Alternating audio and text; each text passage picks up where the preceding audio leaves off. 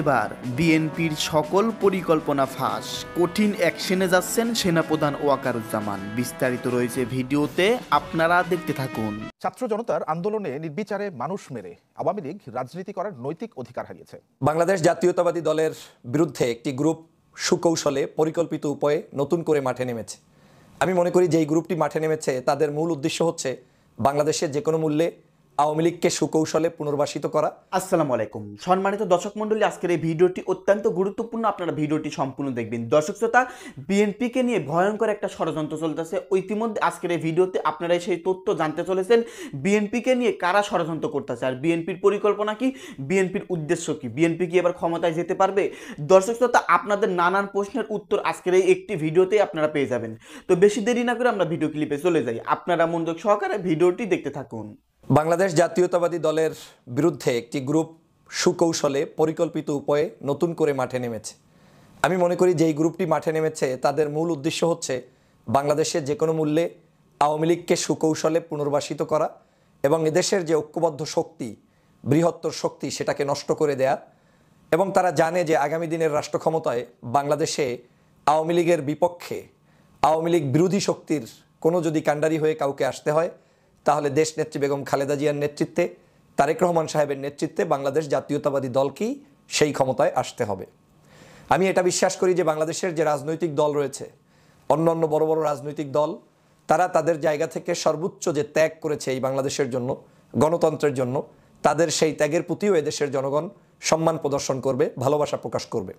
কোনো সন্দেহ নেই যে বাংলাদেশের রাজনৈতিক প্রেক্ষাপটে বর্তমানে বাংলাদেশ জাতীয়তাবাদী দলের পরে অন্যান্য রাজনৈতিক দলের মধ্যে শক্তিশালী দল হচ্ছে বাংলাদেশ জামাতে ইসলামী, ইসলামী আন্দোলন বাংলাদেশ, তারপরে ডান বাম বিভিন্ন রাজনৈতিক দল বাংলাদেশে এই মুহূর্তে বিচরণ করছে, যাদের জনসমর্থন বাংলাদেশের জনগণের কাছে বিভিন্ন জায়গায় বিভিন্ন প্রকারভেদে রয়েছে এবং জনগণ তাদেরকে অত্যন্ত পছন্দ করছে। হেফাজতে ইসলামের একটি গ্রুপ বাংলাদেশে রয়েছে, তাদের মধ্যেও তাদের কেন্দ্রিক জনসমর্থন রয়েছে। আজ আমি যে কথাটা বলতে চাই যে বাংলাদেশ মূলত আগামীর যে সরকার হবে, সেই সরকার ব্যবস্থায় বাংলাদেশ জাতীয়তাবাদী দল সকলের এখন নজরের তালিকায়। ক্যামেরাটা এখন সবাই মিলে তাক করে আছে বিএনপির দিকে, এবং সকলের একটা কাজ, যেহেতু বাংলাদেশে এই বিএনপিকে যদি কোনো অবস্থায় বিতর্কিত কেউ করতে পারে, তাহলেই আওয়ামী লীগকে পুনর্বাসন করতে সহজ। সে কারণে বুঝে হোক না বুঝে হোক বিভিন্ন জায়গা থেকে এবং পরিকল্পিতভাবে কিছু গোষ্ঠী বিএনপির বিরুদ্ধে নেমেছে।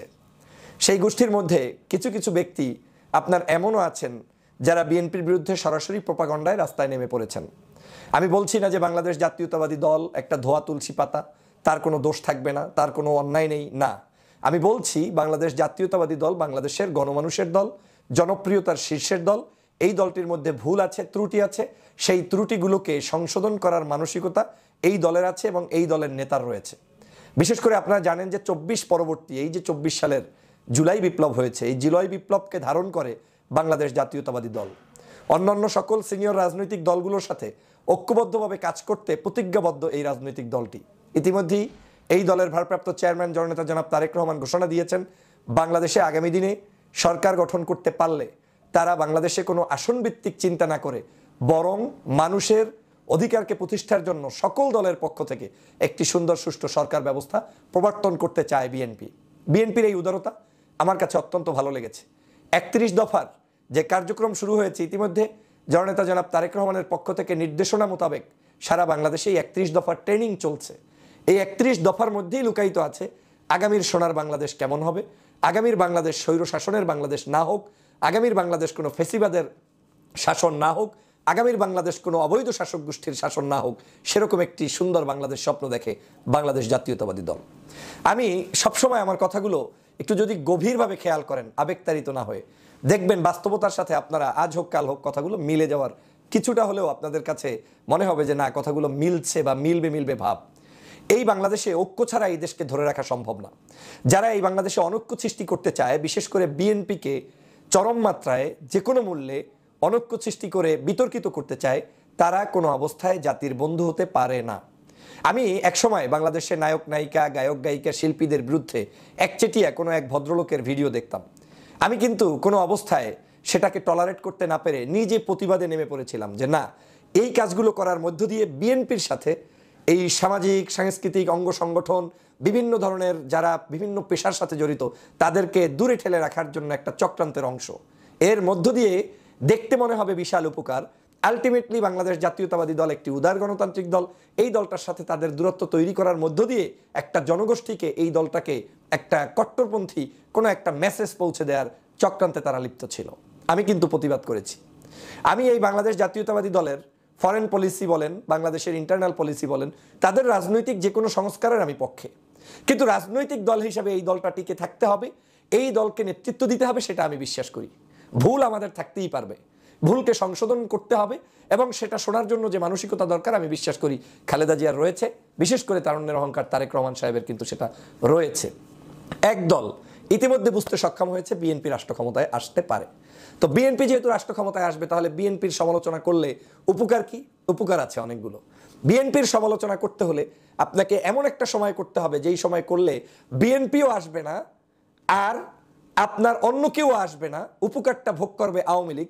এই ধরনের কনসেপ্ট নিয়ে কিছু কিছু ব্যক্তি কিন্তু ঘুরছে। যদি সেই কনসেপ্টের মধ্যে কেউ পরে ঘুরে থাকেন কিংবা সিরিজ আকারে বিএনপির বিরুদ্ধে মাঠে লেগে থাকেন, তাহলে বুঝতে হবে আপনি রাজনৈতিক টার্মস বুঝতেছেন না। বাংলাদেশের রাজনৈতিক একই আদর্শের জোট হওয়ার প্রয়োজন নেই, কিন্তু সহমর্মিতা, ঐক্যের বন্ধন এটা অত্যন্ত গুরুত্বপূর্ণ। যেমন গতকালকের রাওয়া ক্লাবে আপনারা দেখেছেন বিএনপির সাথে জামাতের আমিরের সাথে সাক্ষাৎ, খালেদা জিয়ার সাথে জামাতের আমির গিয়ে দেখা করে আসছেন। এটা হচ্ছে আজকের জাতির প্রত্যাশা। জাতি আশা করে যে এই দেশের সকল রাজনৈতিক নেতারা এক টেবিলে বসবে, এক টেবিলে খাবে। কিন্তু এর মানে এই নয় যে এই দলগুলো একই আদর্শ পোষণ করবে। দলগুলোকে টিকে থাকতে হবে। বিএনপিকে জামাতকে টিকিয়ে রাখতে হবে, জামাতকে বিএনপিকে টিকিয়ে রাখতে হবে। অন্যান্য রাজনৈতিক ছোট ছোট দলগুলোকেও, যারা আওয়ামী বিরোধী ঐক্যবদ্ধভাবে দেশের জন্য কাজ করেছে, প্রত্যেককে টিকিয়ে রেখে গণতান্ত্রিক স্পেস তৈরি করে ঐক্যমতের ভিত্তিতে দেশকে পরিচালনা করতে হবে। সেটা যদি করতে না পারি, তাহলে ব্যর্থ হবে বাংলাদেশ, ব্যর্থ হবে আগামীর স্বপ্ন। আমার কাছে কেন জানি মনে হচ্ছে আপনি যদি সব কিছুতেই মনে করেন যে আপনি সেরা, তাহলে বুঝতে হবে এটা রং। সব পারা যায় না, মানুষ সব পারে না। আপনি যদি পরিকল্পিত উভয়ে, যখন দেখছেন কোনো ছাত্র আন্দোলনের ছাত্ররা বিপ্লবী হয়ে যাচ্ছে, আপনি ছাত্রদের বিরুদ্ধে লেগে অনৈক্য তৈরি করলেন, this is very bad signal. আপনি যখন দেখবেন কোনো একটি ছোট দল বড় হয়ে যাচ্ছে, সাথে সাথে তার বিরুদ্ধে কন্টেন্ট তৈরি করে দিলাম, এটা ব্যাড সিগন্যাল। তার মানে তাকে আমার স্তব্ধ করে দিতে হবে, কারণ অনৈক্য তৈরি করতে হবে। আপনি যখন দেখবেন ভালোভাবে জামাত ইসলামের উত্থান হচ্ছে, সাথে সাথে তার বিরুদ্ধে একটা কন্টেন্ট তৈরি করে দিতে হবে, তাহলে বুঝতে হবে এটাও ব্যাড সিগন্যাল, কারণ আপনি তাকে বন্ধ করে দিয়ে একটা অনৈক্য তৈরি করছেন। আবার আপনি যখন আবার বিএনপির উত্থান দেখে মনে করবেন যে বিএনপিকে এখন বাস দিতে পারলে উপকার হবে, সেটাও এক ধরনের আপনি এই অনৈক্য তৈরির মাঠ তৈরি করে দিচ্ছেন। তাহলে আমাদের কাজটা কি? আমাদের কাজ হচ্ছে, যারা আমাদের শুভাকাঙ্ক্ষী তাদের সবচেয়ে বড় দায়িত্ব হচ্ছে সমালোচনা সংশোধনের উদ্দেশ্যে, যেই সমালোচনার মধ্য দিয়ে দলটা উপকৃত হয় এবং দল শুধু না, দেশবাসী ঐক্যবদ্ধ হয়। কিন্তু এমন কিছু না করা যেটার মধ্য দিয়ে তৃপ্তি হয়, আনন্দ হয়, একরোখা কিছু প্রকাশ পায় এবং আমার বিরুদ্ধে তাই আমি কিছু বললাম, সেইটা হচ্ছে তাই কিছু একটা আমি করে দেখাতে পারছি, সেটা দিয়ে আলটিমেটলি বাংলাদেশের জনগণের কোনো স্বপ্ন বাস্তবায়িত হবে না। যখন জেনারেল ওয়াকারুজ্জামান সাহেবকে নিয়ে অনেকেই কথা বলেছে, আমি তাকে সাপোর্ট করে বাংলাদেশের, আমি মনে হয় কোনো ব্যক্তি যে প্রকাশ্যে তার পক্ষে অবস্থান নিয়েছি। কেন? আমার কাছে মনে হয়েছে জেনারেল ওয়াকারুজ্জামান না থাকলে এই 5ই আগস্টের স্বাধীনতার স্বাদ আমার হাতে উঠতো না, আপনার হাতে উঠতো না। আমি যখন দেখেছি এদেশে ছাত্র জনতার বিরুদ্ধে কেউ মাঠে নেমেছে, উপদেষ্টাদের বিরুদ্ধে অনবরত কথা বলা শুরু করেছে, আমি তখন কিন্তু উপদেষ্টাদের, ছাত্র জনতার, এই আপনার ডক্টর মোহাম্মদ ইউনূসের পক্ষেই থেকেছি। কেন? এরা আমাদের সরকার, এদেরকে টিকিয়ে রাখতে হবে। যদি সেটা না পারি, তাহলে আওয়ামী লীগই সাকসেস হবে। একই উপায়ে আমরা বাংলাদেশের বিভিন্ন ইস্যুতে যখন দেখেছি যে ইস্যুগুলো চলে যাচ্ছে আওয়ামী লীগের গোলে, আওয়ামী লীগের কোর্টে, সেখান থেকে কিন্তু আমি বের করে নিয়ে আসার চেষ্টা করেছি জাতীয় ঐক্যমতের জায়গায়। আজ বিএনপিকে, এই দেশবাসীকে টিকিয়ে রেখে পাশে থেকে বিএনপি নামক সংগঠনকে সামনে নিয়েই রাষ্ট্র ক্ষমতার পরিচালনার স্বপ্ন দেখতে হবে। না হয় এই দেশে অনৈক্য সৃষ্টি হলে আওয়ামী লীগেরই বিশাল উপকার হবে। অতএব যারা রাজনৈতিক দর্শন বোঝেন, তাদের কাজ হবে একটাই, ঐক্য কিভাবে ধরে রাখা যায়, ঐক্য কিভাবে প্রতিষ্ঠা করা যায়, ঐক্য নিয়ে কিভাবে মাঠে চলা যায়। আজকে আমাদেরকে প্রত্যেকটা জায়গায় খুবই সতর্কভাবে চলতে হবে। বাস্তব হয়েছে, আমি একসময় প্রেসিডেন্ট ভবনে যখন মানুষের মানে তার পদত্যাগের জন্য গিয়েছিলেন, আমি রাতের বেলা আহ্বান করে বলেছিলাম আপনারা ওখান থেকে চলে যান। হতে হলে কোনো কিছু আন্ডারস্ট্যান্ডিংয়ের ভিত্তিতে হতে হবে, হুট করে কোনো কিছু করতে যাওয়া যাবে না। আজ দেখেন এখন পর্যন্ত জাতীয় ঐক্যমত কিন্তু তৈরি হয়নি, তো ওদিন যদি কোনো একটা কিছু ঘটে যেত, তাহলে আপনার এই দেশে যদি নতুন করে কোনো সামরিক শাসনও আসতো, আপনি কিছু করতে পারতেন না।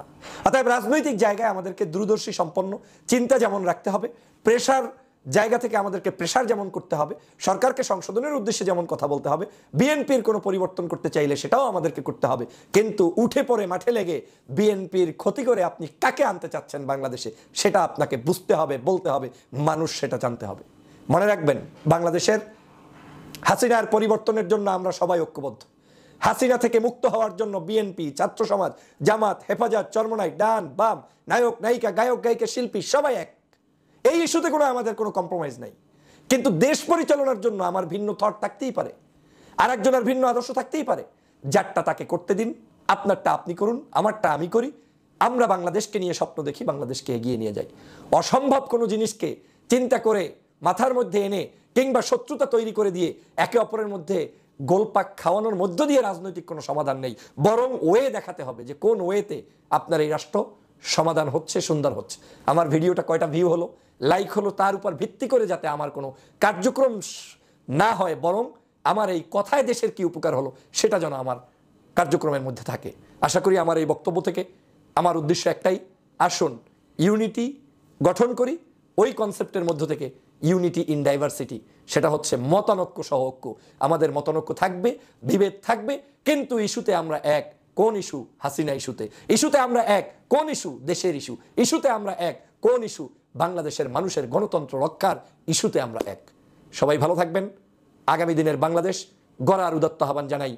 বিএনপির রাষ্ট্র ক্ষমতায় আসলে বাংলাদেশের মানুষের প্রত্যাশা পুরো। সম্মানিত দর্শক মণ্ডলী, আপনারা বিস্তারিত ভিডিওতে দেখতে পারলেন চাঞ্চল্যকর তথ্য। বিএনপি নেতা ডক্টর ফয়জুল হক এই সম্পর্কে চাঞ্চল্যকর তথ্য দিতেও বিস্তারিত আলোচনা করলো। দর্শক শ্রোতা, বিএনপিকে নিয়ে গভীর ষড়যন্ত্র চালাচ্ছে। যদি সঠিক নির্বাচন হয় তাহলে বিএনপি ক্ষমতায় যাবে 99%, অর্থাৎ 100%ই ধরতে পারেন।